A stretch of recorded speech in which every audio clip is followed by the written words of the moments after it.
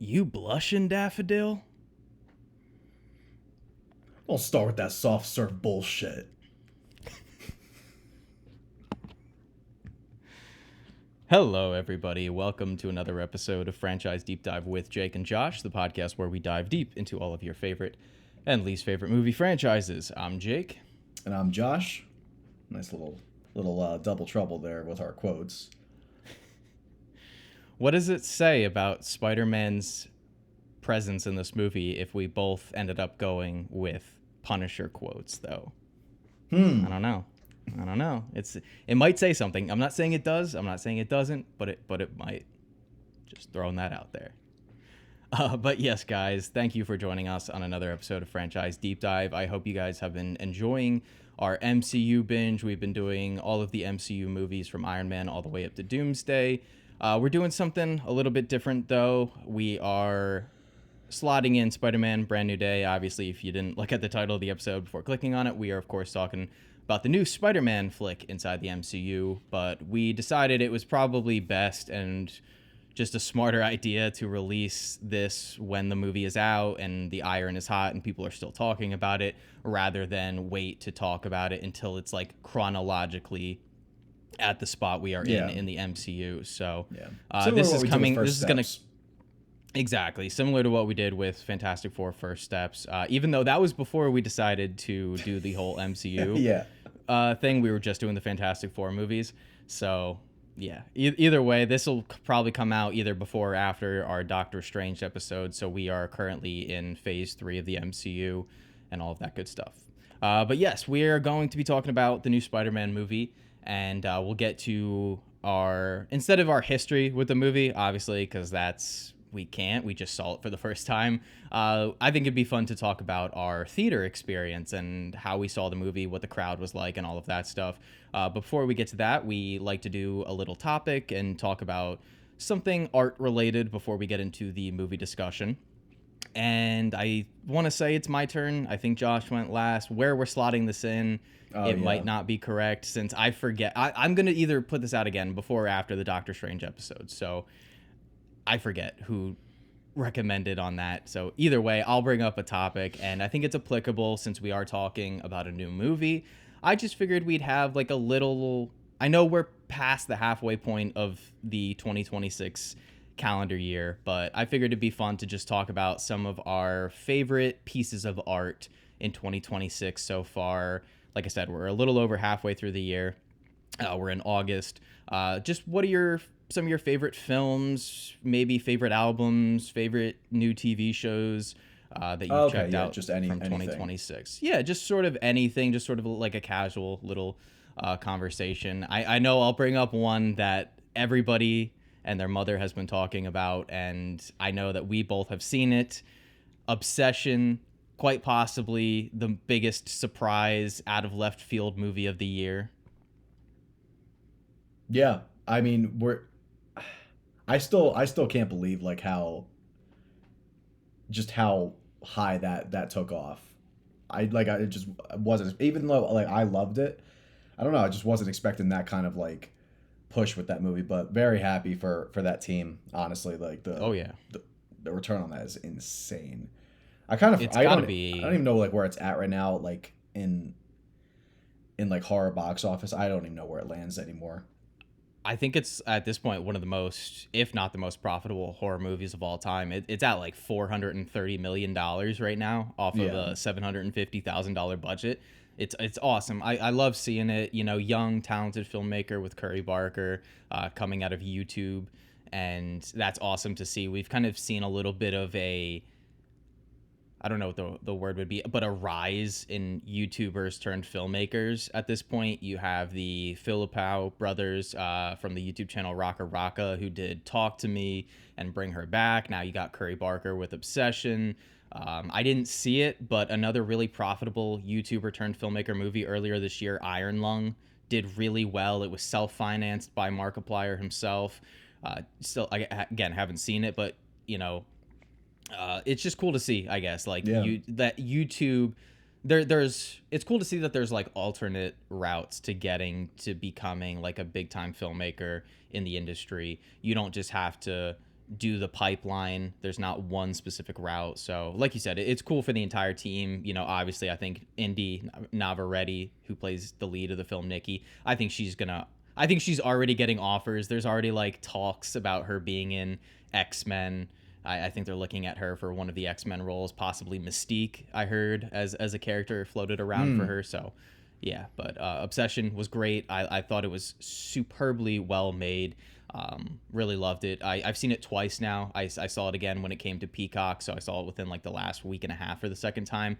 Gets even better on a rewatch. I loved it even more the second time around, but and I really want to see it a second time in theaters. It's still playing at my theater, so oh wow. I know I really do want to see it again, but I don't know if I'm gonna. But I mean, along the YouTube line, Kane Parsons' Backrooms. I'm gonna just throw that out there. One of my favorites of the year.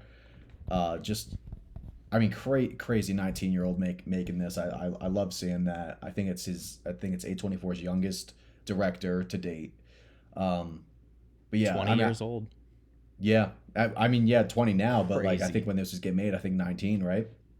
Sure. Yeah. So I checked out his series a little bit with Backrooms on YouTube, but I didn't finish it. But yeah, that was such a good week just for movies. I mean, I wasn't as big on it, but I'll shout it out. Hokum. I saw Obsession, Hokum, and then I saw Backrooms. Wasn't big on Hokum, but you know what? It was a good week for horror. It was just like I was just overloading on horror, and it was just a fun week. Where I don't really care for Hokum, I still kind of had like a decent time with it. It's kind of a good like Halloween-y movie, so I might throw that on during. No, it is. I guess. Maybe it'll hit better in October. It might not hit better. I don't know, but it's got some mood to it. But yeah, so Backrooms for me up there. Got another one, but I'll let you shout one that I don't think you've seen because you haven't watched the show either. But one of my favorites of the year, The Immortal Man, the Peaky Blinders film. They've done 6 seasons of the TV show, and then came out. I know they did a theatrical release. I was not able to see it. It wasn't showing in any theaters near me, but had a really fun time when that finally dropped on Netflix watching that. I'm a huge Peaky Blinders fan. Love Cillian Murphy. It's such an awesome show. Definitely check it out if you guys haven't. Very short seasons. Each season is only about 6 episodes, so it's very breezy and easy to get through. A lot of cool kind of guest stars, different actors who you may not expect to be in a TV show, like Tom Hardy, kind of pop up. So that's very cool. But the movie was excellent. It was like really, really well shot. You know, the show is a good looking show, but they really upped their game for the movie. It was just a very visually, aesthetically pleasing movie. Cillian Murphy is great. They bring in Barry Keoghan and Rebecca Ferguson, who are two performers that I really, really love to see in things. So it was cool kind of bringing them into the fold. But yeah, Immortal Man was awesome. Really enjoyed it. I'm going to come in and steal this one from Jay because I know he's going to shout it out. But because I haven't really listened to many albums from 26 yet, just got to shout out The Mountain from Gorillaz. And mainly because it is currently it's my favorite Gorillaz album, which I know might be crazy to say. But before his Demon Days, I want to re-listen to Plastic Beach and get like a better view on that. Maybe I just wasn't into it when I first listened to it. But yeah, I mean, now I'm not that big on, but The Mountain was just I was kind of like I was just shocked by its production. I mean, you're gonna get good production by the Gorillaz, but I mean, like every track, I was just like, oh my god, yeah. I mean, this is really fucking like already on pace to cross Demon Days. And then by the end of it, I was just like, I just really loved it. And I don't even listen to Gorillaz that much as like Jake or some of our other friends. So I don't have like as good of a background on the band and just like their history. But I guess that's the only album I listened to with 26. So it kind of feels weird to say it's my favorite, but favorite album of 26 so far. Wait, that's really the only 2026 album you've listened to? I think so. Josh, you go to the gym multiple times a week. Come on, man. What are you doing here? I don't know. You pick an album you want to listen to, you throw it on. I'm picking albums from like that already came out that have been on my list for longer. You gotta get into the new stuff. You gotta, I try. but Yeah, it's yeah, like I'm always a year late too. I'm listening to like 20. Like I listen to Deftones, fucking recently, yeah. yeah. Well, yeah, Was it? Deftones in general recently. But yeah, like I'm listening to these 2025 albums. I'm like, man, where was I when this came out? I mean, I feel like in 25 I listened to more albums that came out that year than I am this year. I'm like falling behind. Yeah.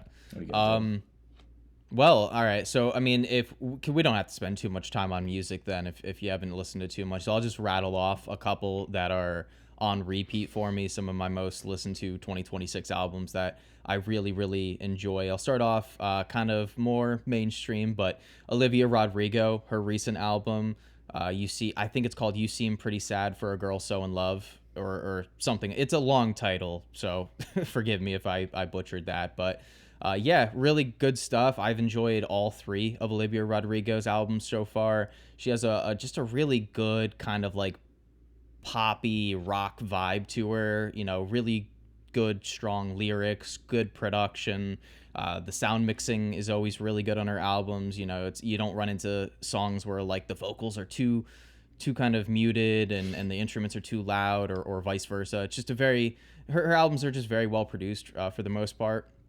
I don't know where I'd rank all three of her albums. I'd probably have to sit down and listen to all three kind of back to back to back to really get an idea. But and then the other two that I really want to shout out, "My Days of '58" by Bill Callahan, which is so Oh yeah, so you. good. That's what I. You gave me that, and I meant to Yeah, listen to it. it's so good.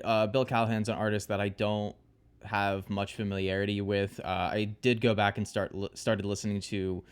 He was in a band, I think in like the 80s or 90s. I cannot remember the name because I only listened to a couple songs off one of their albums. But the My Days of '58, again, songwriting is top notch. There's a lot of variety on that album. I love all of the different instruments that he implements. Again, very well produced. Just everything just sounds so crisp and clean. It's a very like soulful album, Mm-hmm. lyrically speaking. But love it. And then the other one, the one that I literally listened to it every day for the last like week and a half, 2 weeks.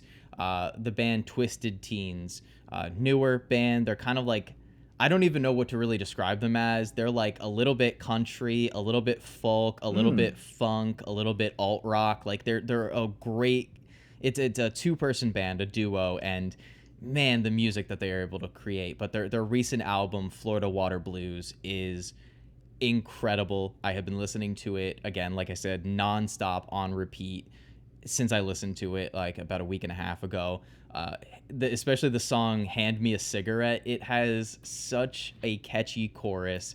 And like the other ones I mentioned, I'm a big lyrics person, so I think the lyrics are very fun. They're very catchy. They're just it's such a fun album. If you're not a big country person, I myself am not a big country person, but the way that they're able to do it just feels so fresh and energetic and vibrant. It is like a perfect summer album too. Several episodes back we did like what our favorite summer albums are to listen to, in the warm weather seasons. And this new Twisted Teens album is so perfect for that time of year. Cannot recommend it enough. But yeah, those are. I I was going into my music and I realized I lied my ass off to you guys. I listened to two more albums from this year, but it was after The Oh, Mountain. It was after I listened to The Mountain. I was like, I do need to listen more. And it was actually, I forgot to tell Jake that I listened to it. Um, I never listened to these guys before, but Genesis Owusu. Right? Is that how you say it? oh, you listened to that? I did. I did. What'd Um, you think? oh, I really liked it. At first, I was like, okay, Yeah. this is kind of like this is interesting, but I think once Life Keeps Going hit, because I think that's my favorite Yeah. on the album. That and Running Out of Time Yes. are my two favorites on that album. But yeah, I was really digging it, and I think I was hesitant because Tanner listened to it or some of it, and he was like, yeah, it wasn't really doing much for me. I was like, all right. Uh, I was like, all right, well, I'll throw it on during like one of my workouts, and I did. I was like, all right, yeah, this is smacking right now. So, really liked that one. I actually, I still I might like the mountain a little bit more, but that's pretty fair. close. And I forgot about Future Islands, The fucking long one. From a Hole in the Floor. Yeah, the I did compilation. once I listened to more of their albums because I told Jake I didn't want to listen to like a compilation album before I listened to like their previous work, at least some of it. So I listened to that one, and fuck, I love Cotton Flower so much. I love that Yeah. song. But Yeah. so yeah, I think those are the only three albums I listened to this year. So still got No, a lot of work to do.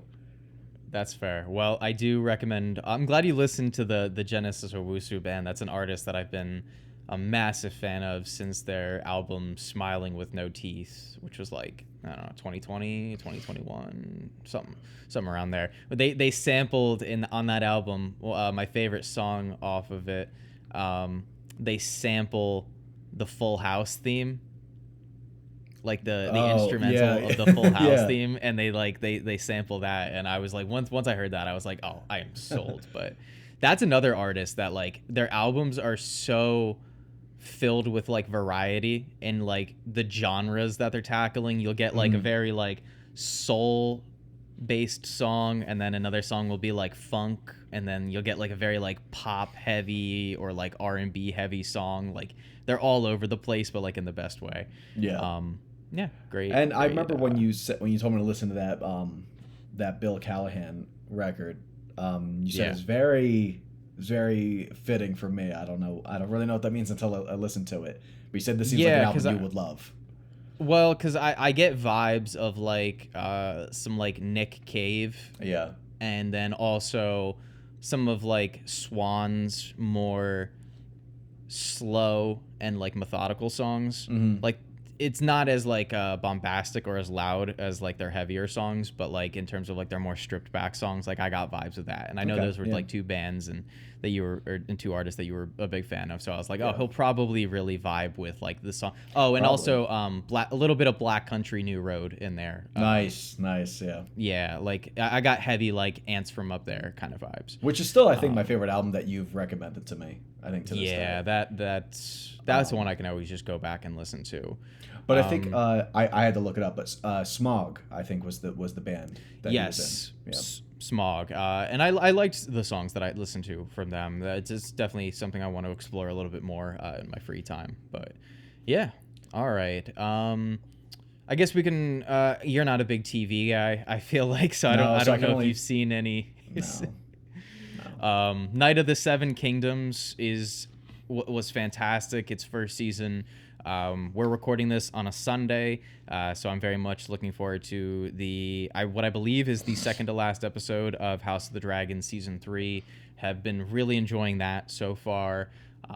X-Men 97 season 2 is really, really excellent so far. I am an episode behind on that too. Had some life stuff recently. Had to help a family. Did you start watching X-Men? I did. How far in did you get? I only 2 episodes, so I not far enough where I thought I could really like discuss it with you. You gotta let me know when you watch episode 5. Okay. Let me know. Yeah, okay, cool. that's the one. That's like the episode. But yeah, season 2 has been really great so far. I forget if that show Neighbors. There's an HBO show called Neighbors, and it's like I think it was like 6 episodes, and it was like a documentary series, and like every episode had 2 separate storylines about neighbor disputes, like real life people having these neighbor disputes, and it was just so wacky and weird. Not just like the people that they got, and I don't know where they find these people. I'm sure they put some ad out and the weirdest people responded to it, but not only just like the people, but the presentation of the show. Like it's very creative, the way that they edit the show and shoot the show. There's a lot of like unique camera angles for like a documentary style show that I really appreciated. So like visually I just thought it was really cool. But yeah, Neighbors was really fun to watch. And then I guess the last one, it's a more recent one, but Company Retreat from Jury Duty. I loved the first season of Jury Duty. If you guys are watching or listening to this on my YouTube channel where we post our episodes, I did an entire video on the first season of Jury Duty. For those of you who don't know, the premise is basically you have an entire cast of actors in a real life situation. And so in the first season, it's a jury duty, but everybody, including the judge, including the lawyers, are all paid actors, and they selected one real life person to be a part of the jury.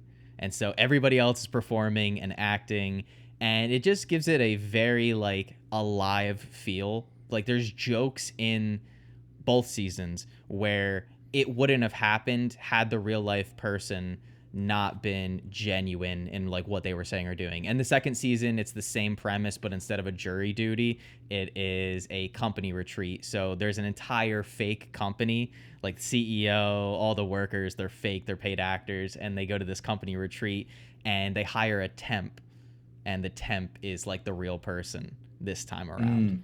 And so you just get a lot of fun, wacky situations. It's oddly like heartwarming. Like in both seasons, they do a very, very thorough and good job of finding like very wholesome people to like be the real person in these shows.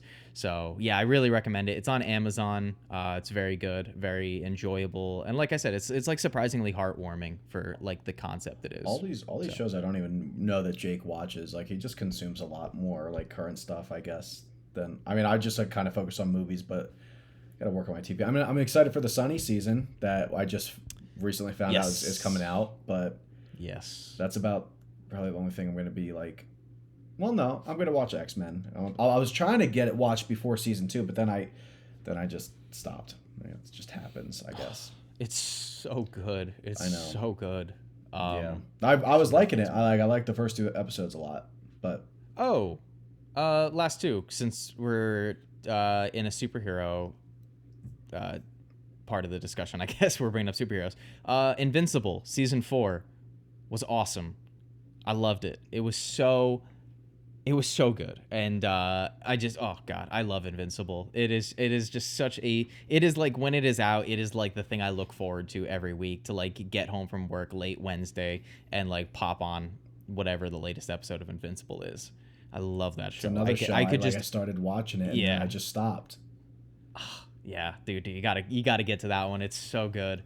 It's the writing is so sharp, and yeah, the animation's not great. You know, that's a problem with it. It looks kind of cheap a lot of the times, especially compared to like X-Men 97.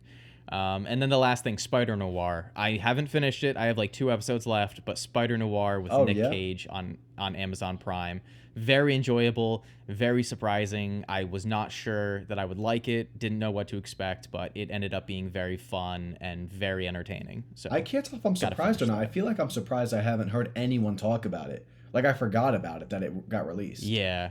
It didn't make a big splash, I don't think, but the people who have watched it, it's got pretty favorable reviews from what I've seen, both like critically, audience-wise. Like people seem to enjoy it a lot. And also, watch it in black and white, guys. If you watch it in color, you are not a real person, and I refuse to acknowledge you. So, they offer it in full color? Yeah. You can, when you click on an episode, it gives you the option to watch in black and white or in color. Do they shift from black and white? If you choose black and white, do they shift any color? Okay. One's just in black and white, and one's in color. You can every episode you get the option. I'm surprised you went with the black and white. Shut up. Moving on. That's unless we have anything else. I want to shout out like at least one more movie. Sure. The Invite I just saw. Absolutely loved it. Sure. I know. Olivia Wilde didn't really get too much. It wasn't too well received for Don't Worry, Darling. So happy to see that this one kind of like landed a lot better. But I watched it and I was very, very impressed. Very like stripped back comedy drama movie. Olivia Wilde is great in it. I think they're all really good. Ed Norton, I wish he would just do more dramas like this. I mean, this is still a comedy, but just those like scaled back dramas, I feel like that's just where he excels. But and he's always good when he's delivering a monologue, which he does have one in this. He might have a couple. But yeah, Seth Rogen is, I love when he's kind of like moving into this dramatic role, but still like infused with comedy and stuff like that. I think he's really good when it's not like just constant comedy from Seth Rogen, because I think it does tend to get like a little played out a little bit. But this one was just very funny, very very good. I watched it with Lauren, and she really loved it too. So highly recommend that. That could be So far, my favorite of the year. Oh wow. Yeah, Uh, I know it's. no. It's still probably Obsession, but I really, really love The Invite. It I was almost my haven't seen best the of the year. invite. Haven't seen the invite yet. I know your brother really loved it. Like that's his number one of the year. He Oh, very over the much Odyssey? enjoyed that. Yeah, yeah. Okay. I'm pretty sure. Pretty sure. Unless it's changed. He gave them both the Um, same score, so I don't know like which one he puts over the other. yeah, I liked the Odyssey. I don't think I'm as in love with it as most people are. I have my criticisms, but I still enjoyed a good amount of it. Um, but yeah, just Yeah, didn't it's knock not my the best socks off. Nolan, not the best Nolan, but No, might be in the top no. five for me. I think I put it in my top five. I think I put it at 4 or 5 Oh, if I can remember really? correctly. Yeah.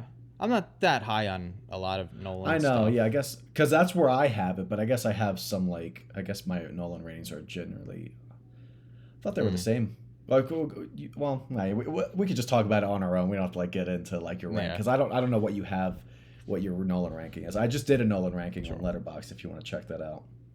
Yeah, I'll take a look. I'll see. I think we might be pretty similar on some of our top ones because I know we both really like Dunkirk.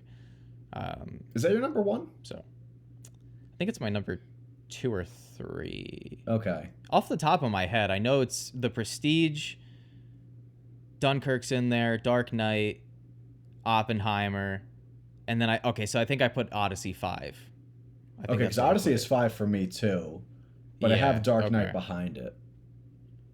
Yeah. I can't. The Dark Knight feels so much more refined and finely tuned. Like That's there's fair. I mean, not much. they're pretty close to me, to be honest. They're different movies, so it is hard to compare. It's just I don't know. I don't know. Well, either way. All right, shall we move on to Spider-Man: Brand New Day? Let's do it. Oh, I just want to mention one last movie because it didn't get enough attention when it was in theaters, but I very much enjoyed 28 Years Later, The Bone Temple. I really, really hate that it flopped. I really hope we still get that third 28 Years Later movie with Alex Garland back to write, Danny Boyle back to direct. I really would like to see how that trilogy kind of ends and concludes. So check out 28 Years Later, Bone Temple, rent it, watch it. I think it's on Netflix, possibly still. I don't know. But watch it. I very much enjoyed it. I like the first Yeah. 28 Years Later more, but I still enjoyed it. I like Bone Temple more, so yeah, definitely go see Bone Temple, but I guess you can't go see it without seeing 28 years, so. You know You what? that might actually be the perfect demonstration or example of how each of us views movies, because would you disagree with the statement that 28 years later the first one is better directed and better shot, but Bone Temple has the much better screenplay and characters? I would definitely agree with the latter statement. Maybe the first one, maybe after I watch it again, it probably has. I think it's night and day. I You think so? rewatched the original 20. Yeah, there's so much more creative camera work in 28 Years Later, the first one, and like my God, like the direction is so strong. And But I don't know if there's it so many doesn't. cool I don't know if I was sequences. affected by it. That's the thing. It's like I don't like. Mm, Yeah, like I didn't really pick it out as like a. But sure, yes, and I think it does kind of lean into like what we highlight about like what yeah, we like about movies. it's just to me, it's so much more stylish, like Mhm. than Bone Temple. Bone Temple is a lot more like stripped back in its like visuals and style, but yeah. One There's more just shout out if you're doing underrated movies that like you wish got a little bit more attention. Is God Is. I haven't really seen many people see that, but that one is really really Yeah. good, and I highly recommend it. I'm I know you like your trying to revenge wait till it pieces. gets I feel like you kind of dig a revenge movie sometimes. I know. give or take, yeah. I remember what's the one movie you were really high on? It was like what was it called? It wasn't called Vengeance. It was like definitely wasn't that. It was Old like Boy? no, it was like it was like it was the female lead. It was like just like a oh god, what was it called? You were like so high on Female it. lead. Oh, I think it's just called Revenge. Is it just called Revenge? I I'm wasn't so high on it. I think I have it at like 3.5 stars. Oh, then you were higher on it then when you talked about I it. don't think I ever like You was crazy loved about it. Don't start this. No, This I is- like it. I like it. It's Coralie Farge. It's the same director as The Substance. It's good. it's not like amazing, but I like it. Well, I don't Is love it. is really good. Yeah, I want to check that out. I'm sad I missed that one in theaters. Oh, I really want to check out The Furious too. I that's on my watch list. Like, I want to go see Shit, that. that's what I'm missing here. I saw that. I fucking love that movie Yeah, too. Yeah. I yeah. didn't. Your brother said it had better hand-to-hand fight scenes than the Raid movies, and that's a tall order.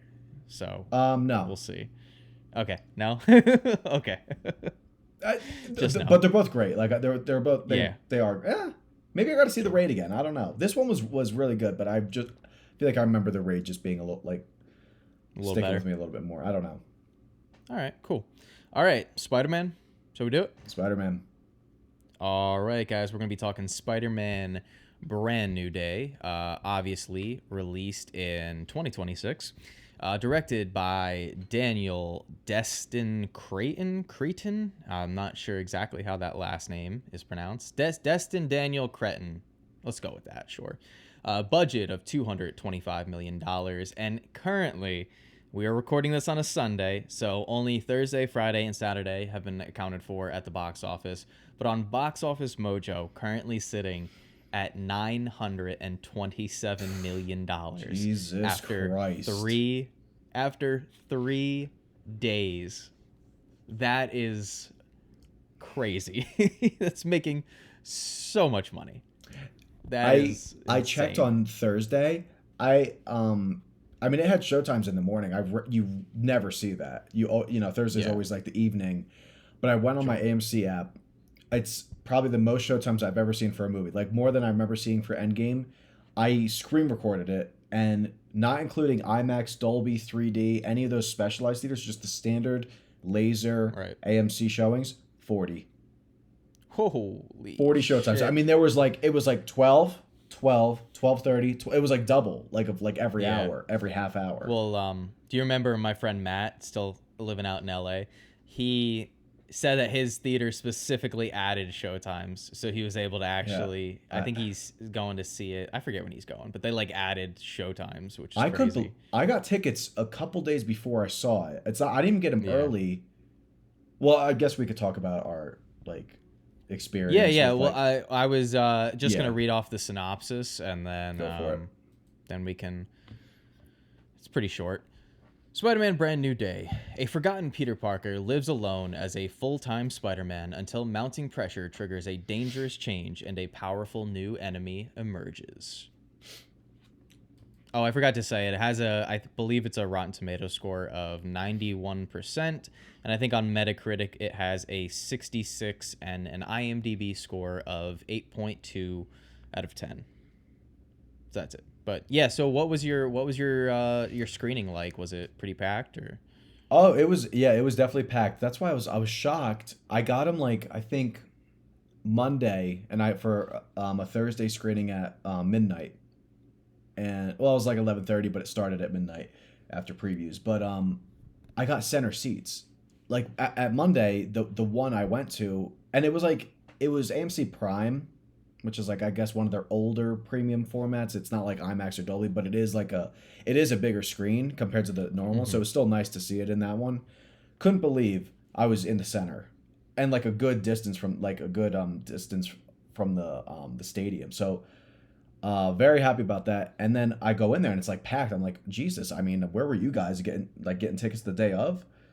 But good crowd. I mean, people were talking at the right moments. There was clapping, there was like cheering, you know, but like not an obnoxious amount. It was a good theater. Like I didn't have any kids that I heard. I know you said you had a couple, but I also saw a midnight showing, so I guess that's why.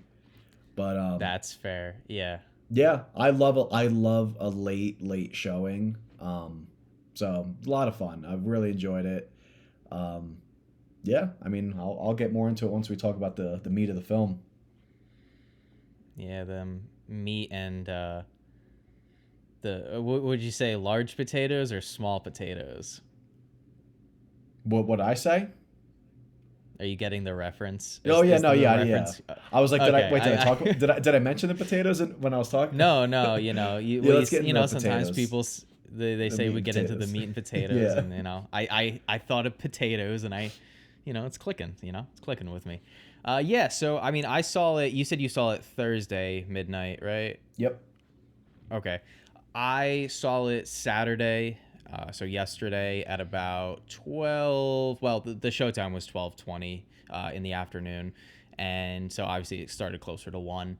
But yeah, no, similar. I had a really great crowd. Most seats were taken except for like the first 2-3 rows, which nobody wants to sit in. Yet I will say, when I did see The Odyssey 2 weekends ago, when I saw The Odyssey 2 weekends ago, and I saw an IMAX screening at an AMC. Don't tell me you were Even that the front row close. seats were taken, which Okay, yeah. regular screening, sitting that like first 2 rows is psychotic. Sitting that close for an IMAX screening is like next level psychosis. Like I just cannot get inside the brain of that person for fear of what might happen to me. But yeah, no, great crowd. Everybody was seemingly vibing with the movie. People were laughing, people were chuckling. I will say, in terms of comedy, nobody was like, there were no gut busters. Like nobody was like losing their minds or full belly laughing. But people were enjoying it. People were laughing. We didn't get any claps during the actual runtime of the movie, but at the end, after the post-credit scene, the lights came on, and that people did clap at that point. So we did get some claps. But yeah, overall very good. You mentioned, because I told you beforehand that I did have a kid. He was like 2 or 3 rows behind me, and he was fun because he wasn't like loud and obnoxious. He seemed like, from what I could hear, like maybe 6-7 years old, but he was narrating certain parts of the movie, but in like a very earnest, genuine way, which really added to the screening. It was fun. So like, I don't want to spoil anything, because we can maybe we'll do like an overview of our thoughts for the first couple minutes, and then we can like get into real spoilery stuff if we want. We'll just do like our overview thoughts of it. But something would happen, and a character would pose a question to Spider-Man, like, well, are you Spider-Man or are you Peter Parker? And he'll, Peter will say, I'm both. And the kid would just like very earnestly out loud be like, wow, he is both. And it was just like a fun, like I don't know, there's even adults who are like that, who like when they talk while they're watching a movie, they watch it as if they've never seen a movie before. It's like so they're funny. genuinely, it's great. Like they're genuinely shocked by something that like you could probably see in literally any other movie, and they're responding to it like they have, like it's never happened before. It's so good. And those are the movie talkers that I appreciate. Not the overbearing, overly obnoxious ones. But yeah. So Yeah, I kind of like the one word comments sometimes from people, just like really just like the whoa. Like they get very Keanu Reeves during the movie, and just everything. Whoa, wow, yeah. Like it's so good. I was talking to Ryan about Obsession, and he said, Josh, you would have loved this. After Obsession, the guy I was sitting next to, once the credits are rolling, he just stands up for a second, looks at the screen, and just goes, wow, and then he walks out. He just walks. I was like, that sounds hilarious. That's the thing. Like I'm so adamant about theater etiquette, and I'm sure you are too. But there are like moments that are like the exception to the rule. Like I normally hate when people are way too loud and obnoxious with their reactions during horror movies. But when I went to see Terrifier 3, like 3 12-year-olds snuck into the theater and they were like actually losing their minds. Like I don't think they'd ever seen like a horror movie quite like Terrifier in terms of like what is shown on screen, like gore wise, but they were like actually losing their minds. And I was like, okay, this is, normally I'd be upset, but A, I don't give a fuck about Terrifier. Right, I think that helped. And B, this seems very genuine, and they are genuinely being traumatized right now, which is good. We love those stories of horror movies traumatizing kids. It's fun. Yeah, the worst is when they're laughing at shit that's not funny in horror movies. I can't stand that shit. That's what pisses me off. Yeah. That's the annoying part. I guess Terrifier works with that too, because like I don't think those movies are meant to be taken quite seriously. Right. But yeah, let's either get way, to the back small to potato overview, and then we'll get into the big potatoes. Yeah. That's good. That is good reincorporation. Let's, as they would say, swing back around to the Spider-Man discussion. And yeah, that's kind of what I just want to. I think I kind of have an idea where your feelings lie with this movie, but for I guess more in depth, what is your overview of this movie? What are your overall thoughts on it without getting too spoilery, I guess? Yeah, so I really love a lot of the stuff in this movie, and I really have a good time during like almost the entire thing. Well, pretty much the entire thing. So I really didn't have any issues from like an enjoyment standpoint. Honestly, it was like I love this version of Spider-Man that we're getting, and I know that was something that everyone was excited for. We're kind of moving away from that home trilogy of, it's a stripped back New York setting Spider-Man that we were kind of like longing for. So I really love a lot of that they do in this. Tom Holland, I think, is at his best in this movie, and it's just like I think the action sequences and just like the fun stuff you go for Spider-Man is just a blast. Like the street swinging, the bits and pieces of action. I like that they do a lot of the like comic book covers in this movie. I think that's a fun little nod. But Yeah. yeah, like, you know, there's a lot in this movie. There is a lot, and I do like how they handle like there's a good amount of Frank Castle and Spider-Man in this movie, and I really like their relationship throughout this film. But yeah, that's kind of like my overall thoughts. I have some minor issues, but I feel like that'll lean into like spoilers, so I want to wait to get into those.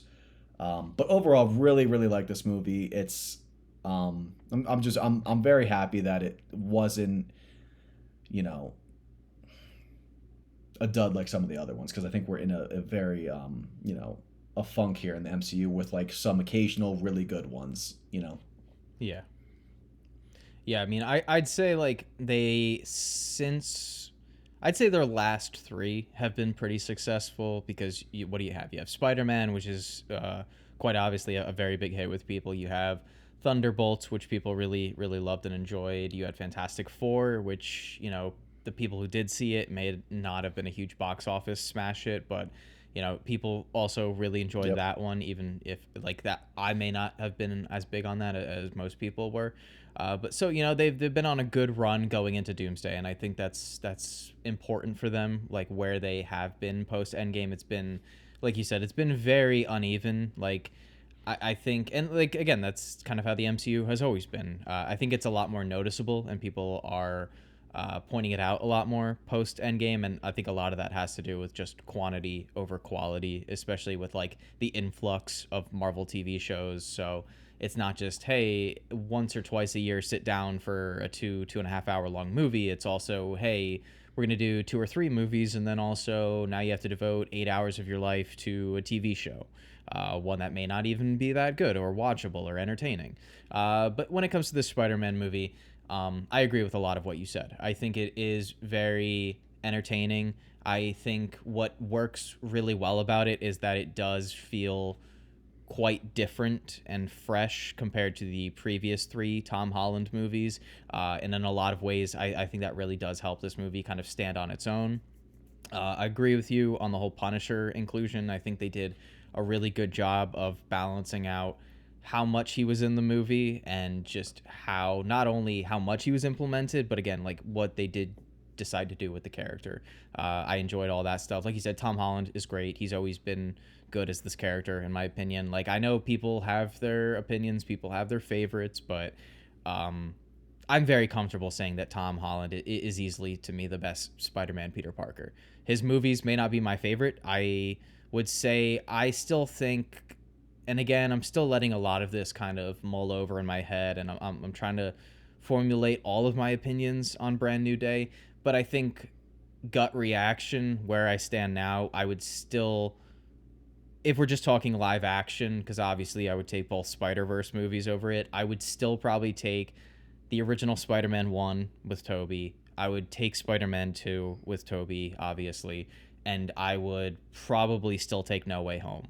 I rewatched No Way Home Friday night, the day before seeing Brand New Day. And having seen both kind of back to back, I would still probably rather rewatch No Way Home. Mm-hmm. Without spoiling Same. things, yeah, without spoiling things, because I still think I can hold off on like specific story points and story beats for a little bit longer. But my biggest issue with this movie, I think, is probably the pacing.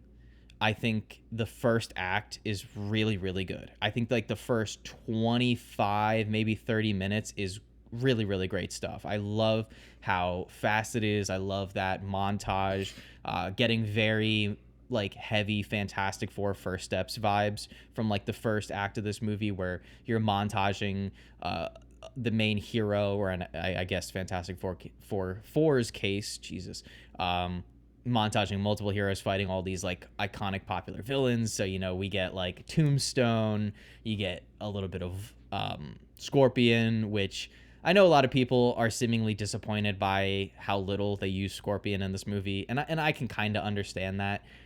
I don't think he's that interesting or compelling of a villain, so I'm fine with just adding him in like a little small It kind of just sucks that you dosage. have like a really good actor like playing him. So I it know. just seems I like know. know. I know. And like I've been high on Michael Mando for like since 2012. Like I know most people are probably a fan of him through Better Call Saul, where Yeah. he plays Nacho, and he's great. But the real OGs, if you're a gamer, will remember that he is not only the voice actor but the face model scan for the villain Voss in Far Cry 3, and that was where I was Yep, that ain't introduced. me. Yeah. Yeah, it's he. So, and I played that in like freshman year of high school. So like that's a deep one for me. But I agree, he is a great actor. Could you do a movie where you get more of Scorpion in it? Sure, absolutely. I think, but yeah, I mean, I guess I've gone on for too long, but I do like a lot about this movie. I think there are some parts where it's a little slow Hmm. and getting into that pacing issue. I think the middle portion of this movie, there's a lot of downtime. And while I will agree with you that the action in this movie is really great when it's happening, Hmm. I don't know if it's that there's not enough action or if it's just how the action is placed in the movie or where it's placed is too infrequent, I if think that it makes does any seem sense. I think it does seem somewhat sparse. Like Yeah. it kind of feels like there's like the really I think there's like the really good one in like the third act, and I have my issues in the third act. I think that's what I'm going to touch on those. But I do know what you mean Sure. about the pacing, and I do think that's kind of where I said there's a lot going on in this, and I think some of the more interesting things that I love about this, they don't they they do get sidelined because they're struggling to balance all of these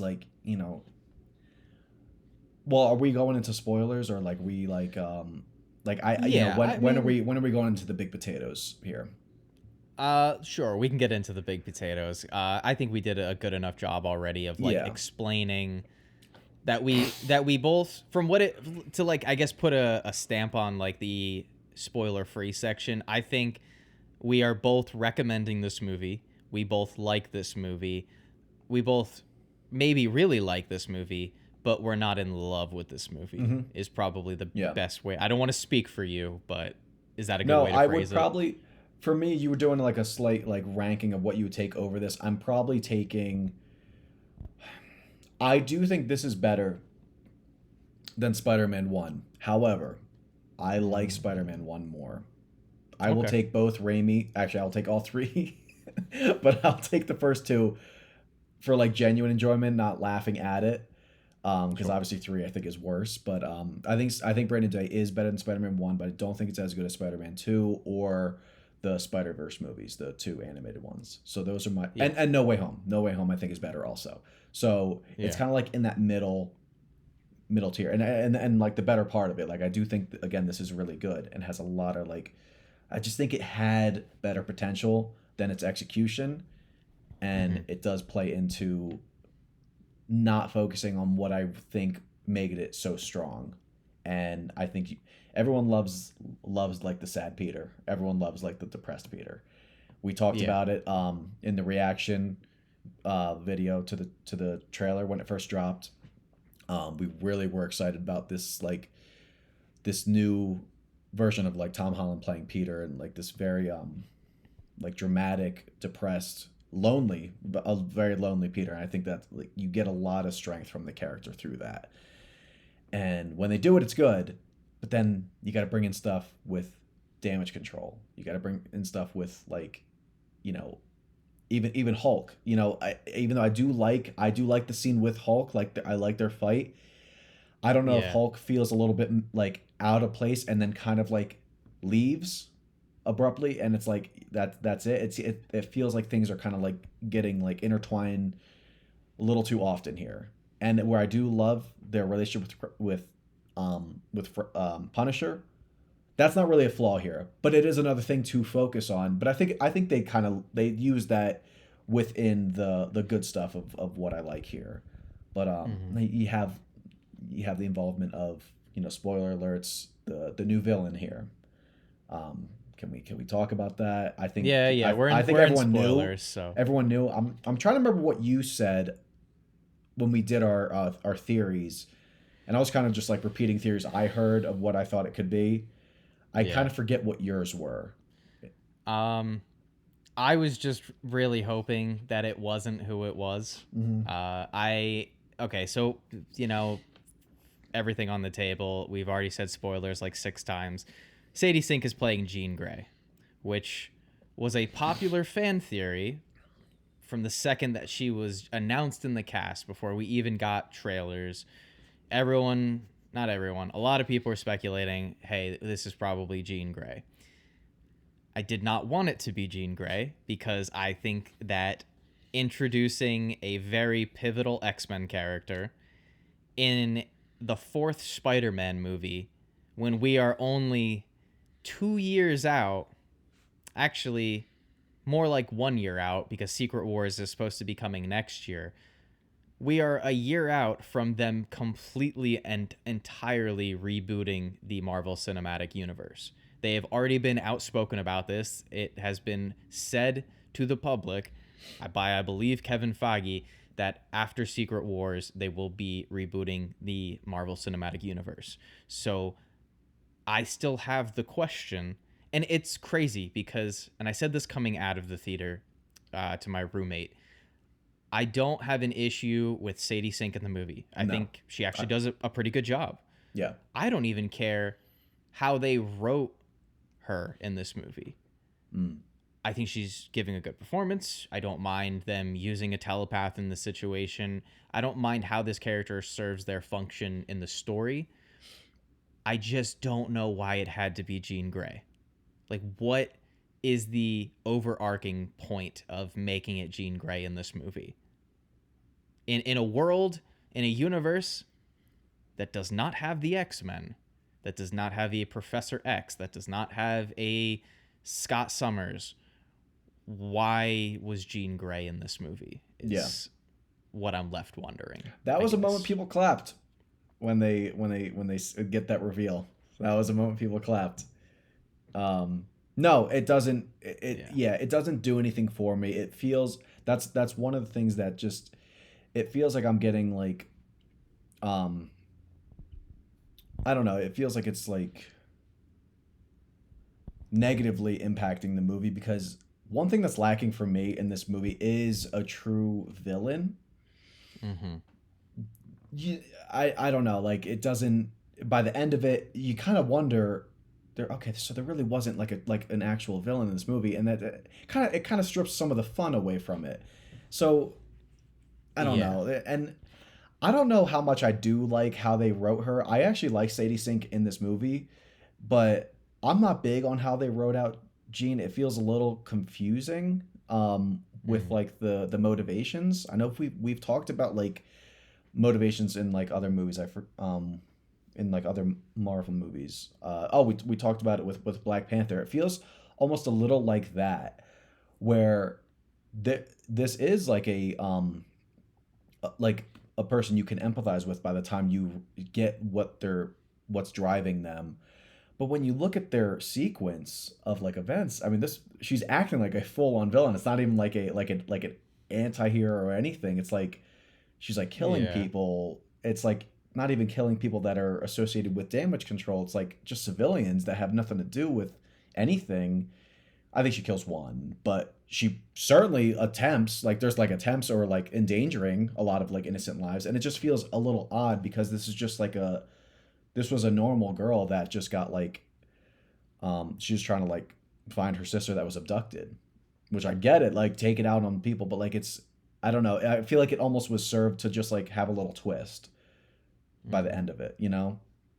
So Yeah, and I don't I know. can see where those criticisms come from. I didn't find it confusing because I do think she is. I think they characterize her fine. Again, not as what I, the comic fan, the X-Men fan, would want out of Jean Grey, but the character as they are in the movie, I don't mind how they characterize her because I feel like they do give her a sympathetic angle, and she is a kid and she is alone. So it's not, it never seems like malicious. It seems more just like arrogant and careless. Hmm. She has her goal, she has her objective, and she doesn't really matter how she gets there, even if like innocent people are harmed. Which again, not a great way to introduce Jean Grey into the universe. Yeah. But like, so again, it's more so just I hate that they made her Jean Grey. It's not, I'm not like holding it against the movie critically. Like I'm not docking points for that decision because that's more of just like a personal, hey, that's not what I want out of the character. So I don't mind. Again, I don't mind her character in the movie. I just mind that it's Jean Grey, I guess, because but like the movie critic Well, part of my brain is not, I should not be in the same wheelhouse as like what the comic fan in me wants, I I think that's guess. fair though. I think that's fair for you to like that's okay to dock points if it does affect what you want out of the movie. Cuz like something for me is like I do think like I don't think it really serves a Spider-Man story that I want. It almost feels like Yeah. what I was expecting is a and what I'm getting is a scaled back Spider-Man story where you're not getting the involvement of like the MCU as much. You still get you get a few cameos in here, whatever. Um, but once she's Yeah. brought in, it's like now it feels like further setup, and it's like okay, I thought I was just gonna get Tom Holland's story here, and you know they don't like forget about it. They kind of use it to like play on it, but it still feels like a detraction. And again, it's I think it's also stealing away from a like a better villain. Sure. You know, they kind of you kind of have I forget his name, but the head of Damage Control. I forget the actor's Metzger. name. Yeah, like I get like that. That doesn't really work for me. I feel like that's very. It feels very predictable. I don't even know if that's supposed to like shock you. Um, No, I don't think, like, I mean, anybody who has any familiarity with the X-Men, like the second that they, because Bill Metzger is also like an X-Men character. Like he's not an X-Men, he's not a mutant, but he is like tied to the X-Men. But I mean, I think anybody who has any familiarity with like even like the Fox X-Men movies, like the second you know that Sadie Sink is Jean Grey, you know that she's not going to be the yeah, real antagonist of the film, and you realize at that point, like, I don't know, just like Metzger's presence, like I I love that know. actor. It's Milkshek from or Milchek from Milkshake. We could Severance. say milkshake. I always call him Milkshake just for the gag. But good actor. I like seeing him in it. Again, it's not even just like he's giving a good performance. I think he's a talented actor. I understand your criticism of saying that like with the story and the narrative that we got in this movie that you do feel kind of robbed of a good villain because you don't really get a good villain in this movie.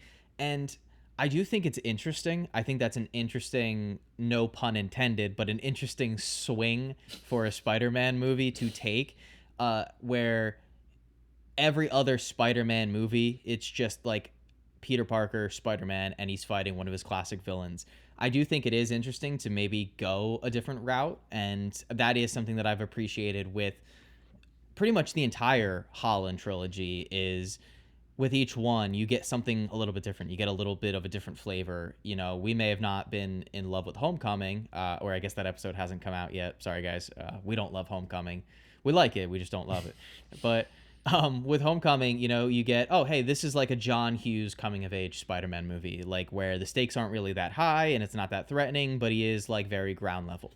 And then you get to Far From Home, and it's like, okay, well, what would a Spider-Man movie look like if he was in London and he wasn't in New York City? So that's cool. And then you get to No Way Home, and it's like, all right, this is the first time we're doing like a multiverse threat with Spider-Man, and you're getting all these classic villains from all these different movies that you grew up watching. And also, oh, hey, look, now you get the other two Spider-Man too. So that's a little different.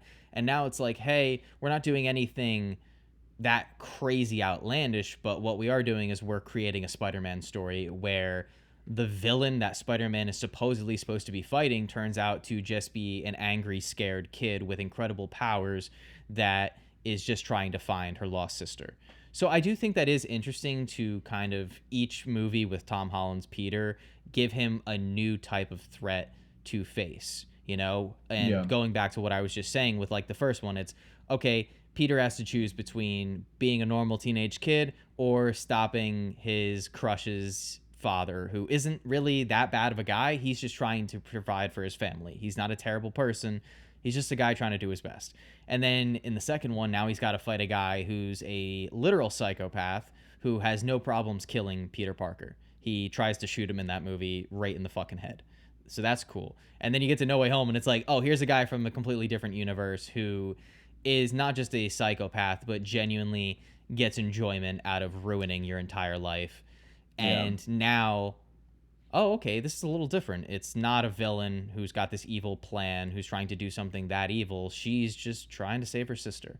So I do think that is like an interesting angle for the character, but I get your frustration being like, we got robbed of a classic Spider-Man story. I think because Which I it's think it's most kind of people like a wanted. new entry. It's the brand new day. You're kind of like moving away from that trilogy, so you're kind of. Yeah. I get what you're saying of like those three movies. I don't think you have to keep doing that because I mean, just look at Spider-Man 2. It still brings in a classic villain and it does it way better. And it like you. Right. I think a villain with the maybe it would feel too much like Spider-Man 2, but I think that the mutation dilemma in the opposite direction, I think that's cool. I think that's kind of like a nice like different take of the same themes or similar themes we got in Spider-Man 2, but on like the different direction. Right. I like all of that. I like the mutation stuff, the like in the, like mixed up with his like loneliness and stuff like that. Like those are really good components of this movie. And again, it just feels like it's juggling. It is juggling a lot.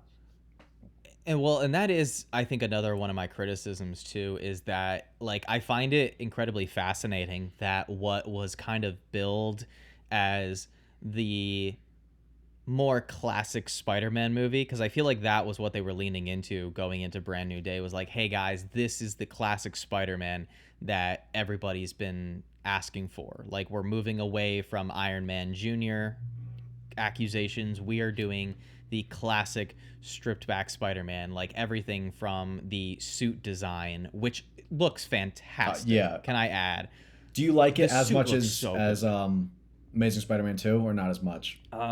I still think Amazing Spider-Man 2 is probably the best live action suit, but this is like hands down, without any contest, the best Tom Holland suit. Oh, like, oh my God, yeah. No question. It looked, it's crazy every time he was wearing it on set, or in a scene. Sorry, I was just marveling at it. Like, I was like, wow, that just, it looks real. It looks like a real suit, like real cloth. It doesn't look CGI. They were even able to still do the thing where his eyes move and he's more expressive in the face, but the mask still looks real. That looked great. It's the first time you see his eyes through the goggles. Yes, I noticed that. That was awesome. I love that. Yeah. He looked like terrified when it was like when he's with Zendaya. I did like that scene. I like that scene a lot. I think there's some really good stuff here with him and Zendaya. I was nervous that they were gonna just do the cheesy it comes back angle. I love the conversation she has with him of like I don't know you, and it feels so genuine and just like as warm as possible. And I just love that she kind of just like lets him down and just says, I'm sorry. I just, I don't feel that for you. That's not the version of me that you knew. Yeah. I will say it is very similar if not a copy and paste of what they do with Star-Lord and Gamora.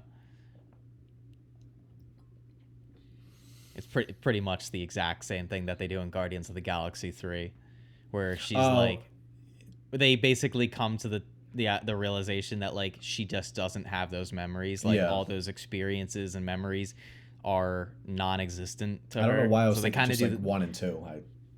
I was like, no, yeah. I agree. Like, so I'm very torn on the inclusion of MJ and Ned in this movie, because I think if they had more time, I would have loved to have seen a fourth Spider-Man movie where either we don't see Ned and MJ at all, or we only see them through Peter Yeah. watching them on his phone, like watching Ned's Instagram stories and like watching them live their college experience without Peter. Hmm. I think that would have had a more emotional impact on me. And I want to get into like one of the things that, again, I don't think I'm docking points for from this movie, but just something that I was frustrated with. And it's, again, going back to like kind of what I was getting into, where this movie was kind of billed as the classic stripped back Spider-Man. He's doing it by himself. He's the friendly neighborhood Spider-Man. And the way that No Way Home kind of ends with he's in the shitty apartment and he's got the I forget if it's like an application or a textbook, but it's clear that it's like a GED thing. So he's getting his high school diploma or whatever, or his GED. I was really hoping in this movie that we were going to get a little bit of that classic Spider-Man 2 stuff infused into Brand New Day, where he is not just a lonely guy who has to be Spider-Man, but he's a lonely guy who has to be Spider-Man and also balance a job, Hmm. balance his schoolwork, balance his professors, and a personal life. Like, I really was hoping that we were going to get those classic bits of Peter Parker struggling to balance everything in this movie. Whereas I feel like what we got, they only really tapped into his loneliness. They didn't tap Hmm. into that duality of being Spider-Man and Peter Parker. Yeah. No, I feel that. Yeah. I don't think you need. Yeah, I think you could still do that without like feeling like you're copying Spider-Man 2 by stripping his power from him. I don't think you need to do that. But yeah, I know Sure. what you're saying. But overall, how do you like the mutation plot in this movie? Do you like I the organic don't webs? I'm neutral on the webs. I don't I really thought from the trailers that the mutation was going to be more central to the plot of the movie. Mm-hmm. But it really isn't. Like, it doesn't really come back into the fold in like a narratively satisfying way. Like, yes, it's cool when he's fighting the mind controlled hand at the like in sort of the climax of the movie. Like, it's a great fight scene. It's a great action scene. All the action in this movie is spectacularly filmed. Like, not even just like that fight scenes, but the swinging, the web swinging is also in a similar vein to the Spider-Man suit. The web swinging in this movie is the best that it has looked since The Amazing Spider-Man 2. Like, I think it looks better than all previous 3 Tom Holland movies. But I don't know, just like, even though that's a cool fight scene and it's cool when he taps into the mutations, like, does it really play into the plot that much? Like, Well, I thought at all? I thought the like the mutation into like the spider was. I don't know if they were like trying to like stem it from like having like no source of like human interaction. I don't know if that was like leaning into his like psyche a little bit Mm, of like maybe. he was kind of like losing his humanity a little bit and the spider was kind of like overtaking. That's kind of how I like that's what I got from it a little bit. So it kind of worked for me. Yeah, But again, I think it I could don't have know. used a little bit more attention, but it couldn't because it is Yeah. working on other Well, things.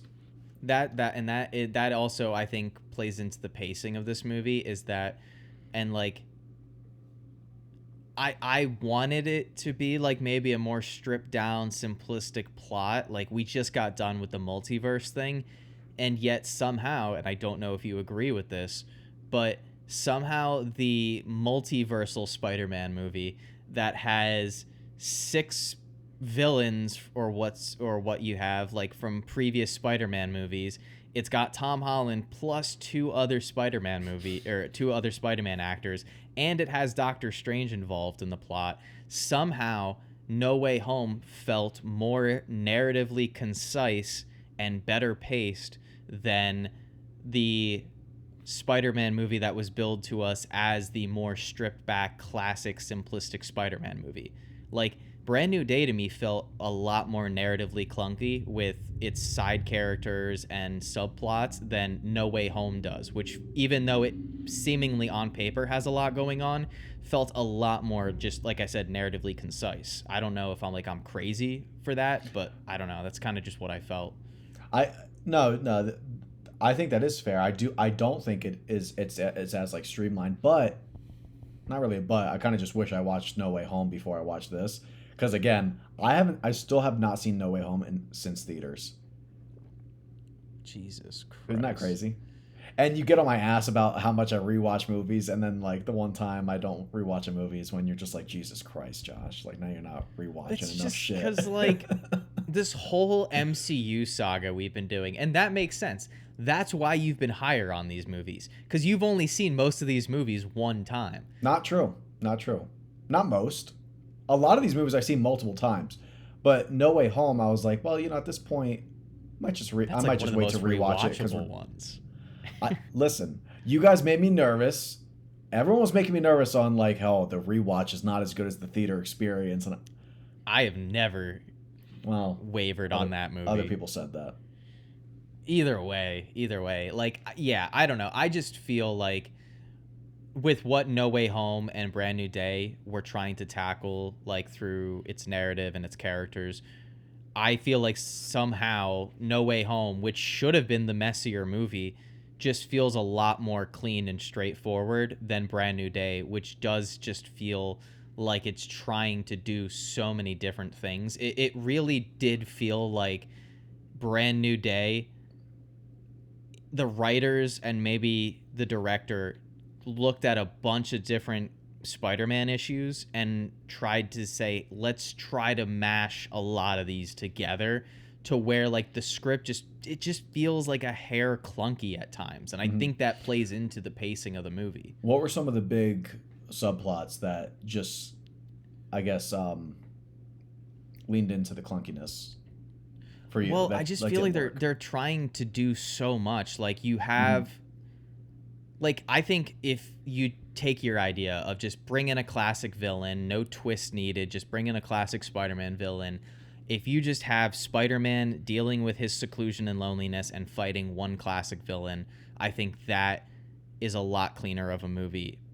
But instead, you try to portray an X-Men character as the villain while Peter is working with this government organization, Damage Control. And then, plot twist, Jean Grey is not the villain. She's actually doing this for the right reasons. And Damage Control, they're horrible, and they're doing human test trials, and they're torturing kids, and they're kidnapping people.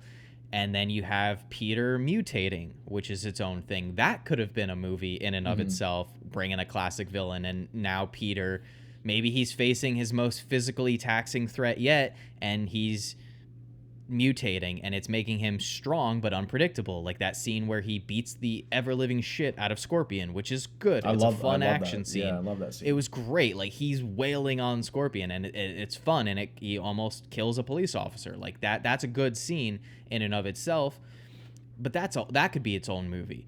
And then you have Peter still dealing with the fallout with MJ and Ned and them not remembering him, which is like a big subplot in this movie. And now you have the Punisher in the movie, and that's already its own thing. And then you have to bring in Dr. Banner and the Hulk. I was gonna say, don't forget about Hulk. Its own. Couldn't forget about Hulk. And again, the Hulk scene, that shot when the Hulk is chasing Spider-Man through like the hallway, and it's like a circular shot. It's like 360. It's going in a circle as Spider-Man is like webbing up the walls behind him to slow down the Hulk. And then like I think you pointed out, like the Hulk he like for some reason it's not even like a joke at this point. It's just a fact. But the MCU loves dogging the Hulk. I don't think the Hulk has won a single fight since the Incredible Hulk in 2008. The Hulk, every time he's on screen now, he loses a fight. Yeah. Every single time, without fail. Like it's crazy that he's like almost not even a threat anymore. I think the end of that fight is a little over dramatized when it's kind of played up like he's gonna like sacrifice himself, or like when he drops and he like falls. Yeah. Lauren was like, am I supposed to is he dead? She was like, am I supposed to believe he's dead? The amount of times that he's fallen, he just turns into the other version of himself. Like it does. Again, it was way too dramatic, but like there is just too much going on in this movie. Like you're bringing in the Hand, you're bringing in Damage Control, you're bringing in the Hulk, you're bringing in all these classic Spider-Man villains. I get it that they're all in like a 20-minute narrative, like at the beginning of the film through montage, but I just think like you're just this.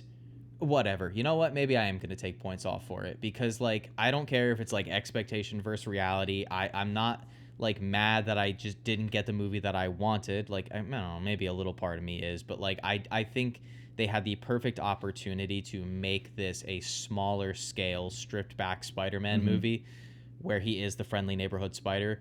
And they were too worried or too preoccupied with trying to tackle all these classic Spider-Man stories all in one. Like you have like where I was saying like the mutation aspect of this film doesn't really come into play in a narratively satisfying way. You introduce Sadie Sink as a pivotal X-Men character. Spider-Man in this movie is mutating. What is Jean Grey? A mutant. And they don't bring that up at all. Like, what are we talking about? How do you feel about the shift from her like dropping her villainous attitude after she has the conversation with May? Like do you like all that stuff? I thought it was fine. I have this might just be like a slight like nitpick, but I was kind of confused because I understand it kind of like relates to her the most. I get it. But I don't like that she kind of cracks a joke about the Punisher's background, and he has like the saddest of like everyone in that movie. Like she goes in his head and like she's like, "Oh, wow, you got some dark stuff in there." Yeah. And then she goes in Hulk's head, who has a very sad history and kind of like more in line with her. I know it's like kind of like different situations, but they both deal with like being outcasted, lonely, like not wanted. And like nothing seems to really be affecting her, and then all of a sudden it seems like she's like very quickly empathetic to Peter. I guess because it's more specific to her. But then I'm like, I don't know. It just felt a little like it didn't feel consistent. I guess with like who she was. That's why I feel like some of her actions were misplaced throughout the movie, from like where you get to at the end. I don't know. I definitely see where you're coming from. It didn't bother me that much. I guess maybe just because like we don't see her do anything that bad. Like it's not like she does anything super. I mean, the guy gets hit by a bus. Loki killed a bunch of people, and he's redeemable. But Loki, like, it doesn't. I'm pretty sure in the Avengers they say he killed like 70 people in but like 2 days. Like, first off, I just like Loki's just engaging. Like I just enjoy his character a lot. Sure. But you can't cherry pick when and where. Like I don't think she intentionally kills anybody, right? I don't think he's meant to be forgetting? Like, I don't know. He's not like meant. I don't think Loki's really meant to be like he's like. They do go out of their way to like make him look like likable and charming, though. That's not good. I just like Loki. I just like Loki, but I mean, either way, like, does Sadie Sink actively try to kill people in this movie, or does it just happen by accident? She drops MJ off the building. I mean, I know it's for like lore Spider-Man, but no, I know. Well, she almost dies. I mean, she gets like this close to dying. So like, I think she knew that Peter would save her. She almost didn't. She knew. He got her. He got her. You know, he's not Andrew Garfield. He knows how to catch his girlfriend. Okay. Yeah. Also, a little sick. A little sick. The kiss. Little sick. On Jean Grey's part.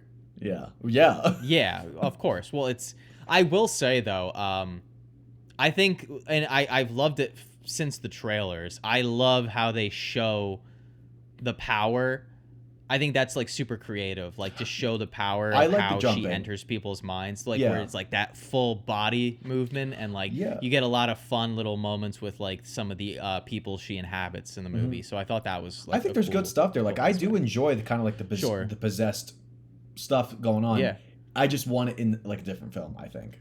This is where I will say I might not be consistent, because like I've already said that I think No Way Home is better than this, and I'm always the one harping on the filmmaking. I think this is easily the best looking, maybe the best acted, and just overall, like in terms of filmmaking, this is the best of the four Holland movies. Like, No, yeah, I think that's kind of easy. I think it's easily. Yeah. Dude, the just everything from like the way that the fight scenes were shot, and like the action, and like how the camera followed the action, to like some of the even the dialogue scenes I thought had some pretty unique framing. There's like a good use of one of the biggest issues with a movie like Far From Home is just like its lack of wide shots. And there was like multiple moments in this film where it's like, oh wow, that's like a nicely framed wide shot, or oh hey, like I know we saw it in the trailer, but like that upside down angle at the beginning of the movie of him just like hanging upside down on like that tall ass building. Like there's some like really unique framing choices. One thing that I was really happy with that carried over from the trailer is like there's that awesome claustrophobic shot inside the mask when he's hopping off the building, and there's that like very intense sound design of him breathing. I was so hoping that in the movie itself they didn't just like play a song over it or use like a score, and they kept it in the movie just as like the sound effects. It happens in a different part though. It doesn't happen when he falls off, and I kind of wish it happened after that. Does it not?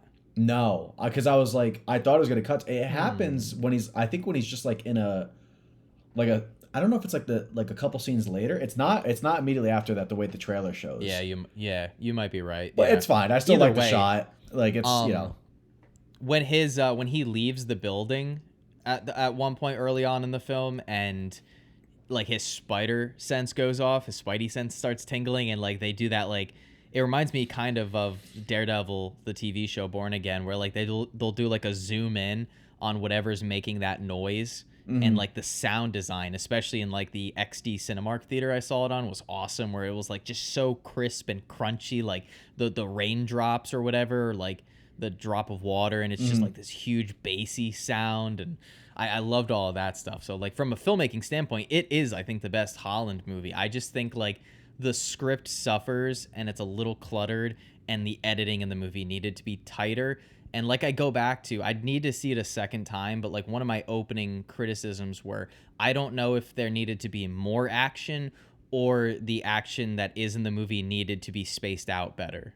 Like one of the two. I don't know which it is off of just an initial viewing, but there needed to be either more action or spaced separate or spaced differently, I guess. I think maybe a little bit more, because like those cool like comic book cover shots. Yeah. I like them. I wish you got at least like one of them within a fight, not just in a montage, because those are good shots, you know, like. So I wish that happened within an actual scene, you know. So how did you feel about Spider-Man's quips in this movie? Because the one when he's fighting Scorpion and in the opening montage, it's like ingrained in my brain at this point. He like he beats him by like webbing a piano and like smashes him with it, and he says, "Let's end on a high note." Yeah, I thought that was awesome. No, I think there's some good ones in here. I'm actually trying to remember, but I'm drawing a blank on some of them. It's hard to take notes when you're watching, you know, a movie in theaters, you know, especially in a packed theater. You definitely can't be going on your phone. I don't open my phone at all. No, I put it down. That's like the number I usually put it like one on the thing floor. that pisses me off. I either put it in my pocket or I'll put it face down, like in between. I turn my phone off. I am one of those people. Like I turn my phone off in the movie. like Oh, fully off. mine doesn't make a sound. Like I turn the vibrate off, so it's just pure like silence. When I get a notification, I Nope, just that put it is down. when I go into a theater, that is my safe space, and I do not want the outside world to even exist to me. Um, You got to talk to Tanner. oh, You got to talk to Tanner about phones in theaters. does he use his phone in the theater? He just can't like not look at it. I'll kill him. I'll kill him. All the pros I wrote down we covered. I wrote 5 pros. Action was great. Best cinematography since Spider-Man 2. Sound design was crisp. Suit looks fantastic. Web swinging looks great. There you go. Yeah, Did I one-liners get turned all? into a nice hour. I mean, I don't Yep, have and notes. all my cons. We got into all my cons. Pacing issues, in quotes, second act. Jean Grey didn't need to be in this movie. I didn't mind how MJ and Ned were utilized, but a movie without them would have been nice. Not enough action, and my last note, man, the Hulk got dogged again. You know that's a good way to put the MJ Ned stuff because I like the scenes that they're in. I don't Sure. know if like I don't know if it detracts from the emotion of the ending like of No Way Home a little bit. It seems like they're trying to like hang on to it, but I think they handle it well enough where I'm not too bothered by it. Do you have a favorite action scene in the movie? I mean, I really like that hand shit at The at end the fight end. with the hand? Yeah, I really Yeah. like that. I think that's I almost wish I got more hand stuff, but what are you gonna do? That sounds wow. That doesn't. I wish I got more of the hand. That's huh. Can just gloss over that one. Sign up to our Patreon guys, where you do see the hand stuff. That's for the bonus I just want more episode. hand stuff. I guess who wants that? You know, like No, I mean, dude, it's jokes aside, Spider-Man fighting ninjas. What do you like? Can you ask? And that's where it's like, I don't want us to sound like curmudgeons. We at times on this podcast, I think the critical side of our brains, it gets a little too ahead of ourselves. At the end of the day, does this movie have problems as a film? I think we can both confidently say yes. I don't know how much you agree, but I do think the script is a bit of a mess. I at times. I think the last 20-30 minutes are really good, and I like the first 20-25 minutes. I think the middle portion gets a little clunky, it gets a little slow at points. Certain scenes drag out for a lot longer than I think they should. It just needed a snappier pace to this movie. I do wish that they had leaned a little more into the dichotomy of being Spider-Man, with like both his Spider-Man life and his personal life, not just being lonely. I love a sad Peter, but I need to see a sad Peter that's struggling to make rent. And I also was really hoping that we'd move away from a lot of the tech stuff. And so like when he has pretty much a whole kind of where's he get that? huge place where exactly. That's what I needed a little bit. He's got Yeah. when he got that shitty apartment at the end of No Way Home, I really thought a vital part of the fourth movie was going to be And he him doesn't even have a job. struggling to make money. No, he doesn't have a job. So Oh, where does he pay for I these wish you got some things? Daily Bugle stuff in this one. I wish we got that. That would have been cool. I agree. I was shocked that they didn't, because like I said, I just watched No Way Home the night before, and me and my roommate Brian were like, dude, he is maybe the best superhero casting of all time, is J.K. Simmons as J. Jonah Jameson. Mhm. And he's so good that they knew that they couldn't even replace him when they did the Holland trilogy. They just brought him back. So like, I was shocked that we didn't get him I in. know. Yeah, In this I movie. need to buy into the amount of tech that he has in that shit. It is a shitty shithole. It is a And little spacious, a little too spacious for me, for a New York apartment. To be fair. forget, did they make a comment about his protein powder that was chilling on his shelf, or was that They just in my do, head? they do. They do. Yeah, I actually it's I thought when, that was funny. It's when Sadie Sink is going through his apartment, Yeah. when and she's going through all of his stuff, and she like mentions the protein powder. Kind of. Yeah, I wouldn't expect Spider-Man to be taking protein powder. He's already got superhuman strength, but maybe he's just trying to work on that physique a little I mean, bit. he does look pretty good shirtless in this. He looks very cut. Dude, You know, it's the dude is insane. Yeah, he looks I like don't a know what they Spider-Man. He's not Spider-Boy anymore. I don't know what they do with those like MCU actors before those shirtless scenes. I think they like I don't know they beef up something in their routine for those. They usually dehydrate themselves and then they work out a little bit before the scene. Mm, Like they get a little bit of a pump on, but yeah, yeah, dude, his he's like shoulders are reasonably massive, fit. Yeah. fucking He's boulders. reasonably Like, fit though. Like he's not it's not like Chris Hemsworth where you're like, "Oh, he is so clearly on gear," or even like sometimes Chris Evans like in, the Captain America the First mm, Avenger when you get that, the if buttered you know. rolls. The buttered rolls, baby, coming straight out of that oven, gleaming. But Yeah, no, Tom like he Holland is looks very fit. he's very fit, but he looks like achievably fit. Like he's the type where it's like, if I worked out every day with a good trainer and I ate properly, got the macros in, I could look like that. Um, but either way, what I was getting at is like, yes, there are problems with this as a movie. I think I know me and you both love Spider-Man just as a character, and maybe we didn't get all of the Spider-Man stuff that we wanted in this particular movie. However, at the end of the day, I still feel blessed to be able to, in 2026, go into a movie theater and see a Spider-Man movie where Spider-Man is sort of like in a buddy cop relationship with Hmm. Frank Castle slash the Punisher. I still think it's incredibly fun and joyous that we get to watch a Spider-Man movie where Spider-Man has to fight the Hulk.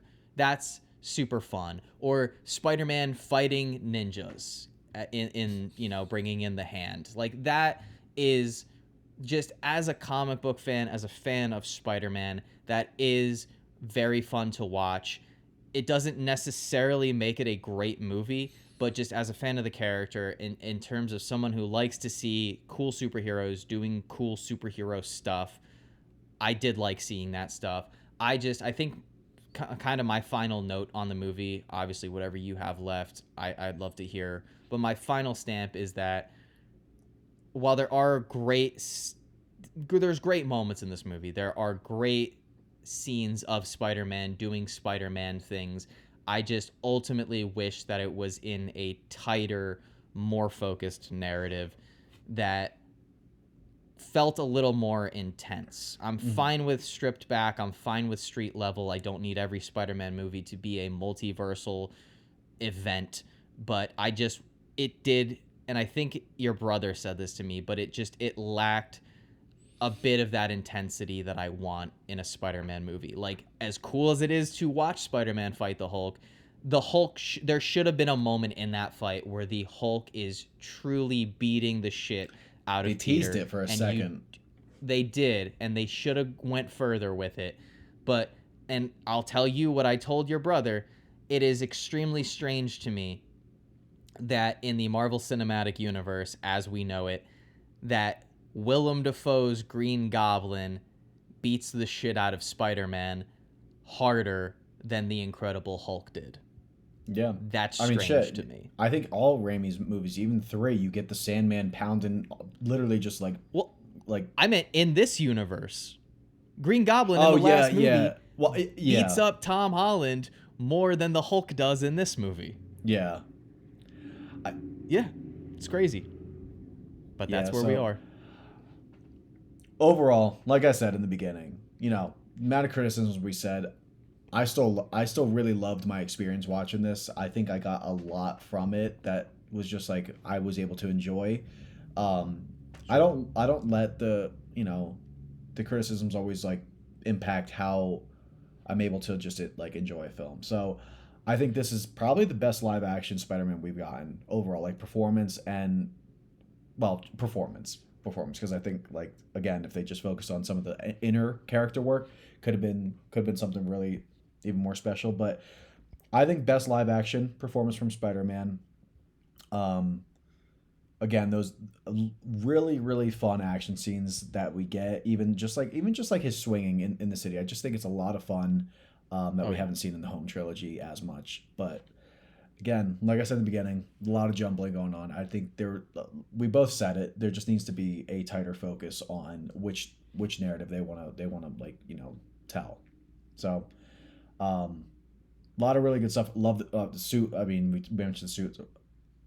It's funny how like how much a suit can really make you just like it even more. But yeah, everything Yeah. looks good in this. Everything looks good in this movie also, but it's not without its faults. So still put a little heart in this movie because I really do like a lot from it, and I'm not soulless here. I am able to enjoy things. So everyone just relax. Sure. If I don't say it's the best live action Spider-Man, but it's kind of a mixed I bag have from what I seen see, some what I'm people seeing say already. that. It's there's a lot of people calling it the best, but there's a good amount of people saying some similar stuff, or just it's very Yeah, good, but it has flaws.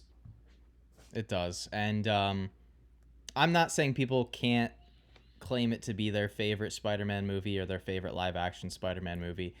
I do think it is a little bit of recency bias. I'm curious to see where people land on this movie 6 months from now, or a year from now. Like if that sort of vitriolic love is still there for it, but I guess that remains to be seen.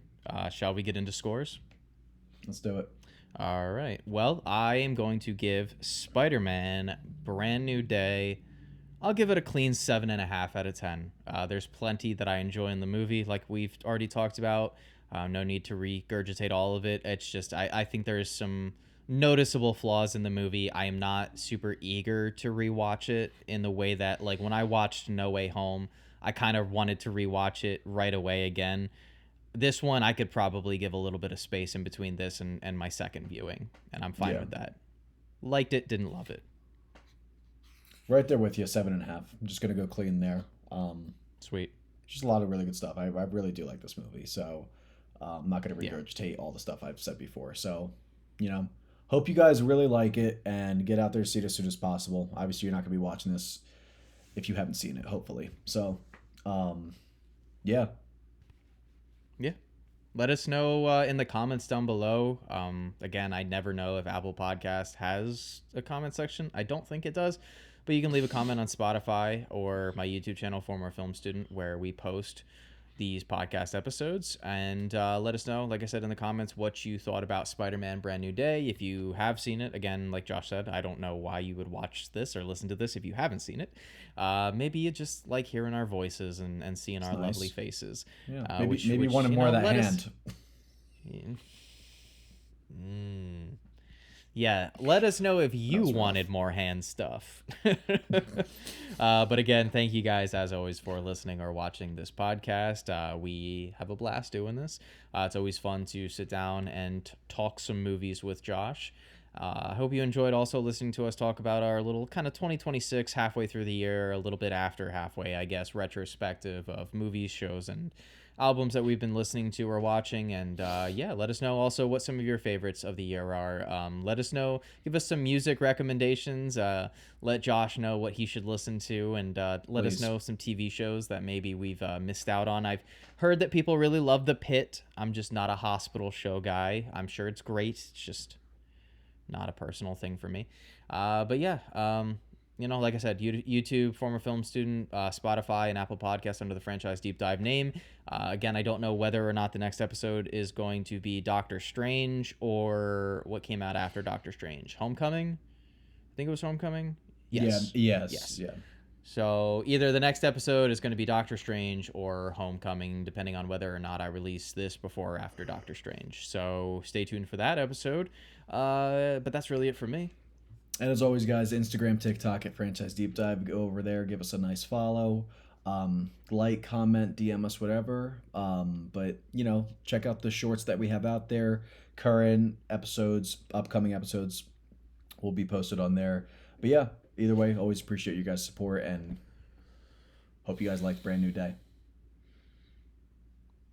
All right. Yeah, I hope you guys also loved it. Let us know what you liked and didn't like. Not just if you Please. liked it or didn't like it. Let us know specifically what you like it. And if this isn't your favorite live action Spider-Man movie, let us know also what your favorite is. Post a Mine is still ranking. Spider-Man 2. Yeah, Or post yeah, a give us a ranking. full ranking. Let us know. Like, rank them all, baby. I'm still a Spider-Man 2 guy. I think sane people are Spider-Man 2 people. But, Yeah. wow, this was a long one. A long This episode. was, yeah. Yeah. All right, guys. Like I said, right. we'll catch you on the next episode of Franchise Deep Dive. Yeah, that's it. All right. Goodbye. Later.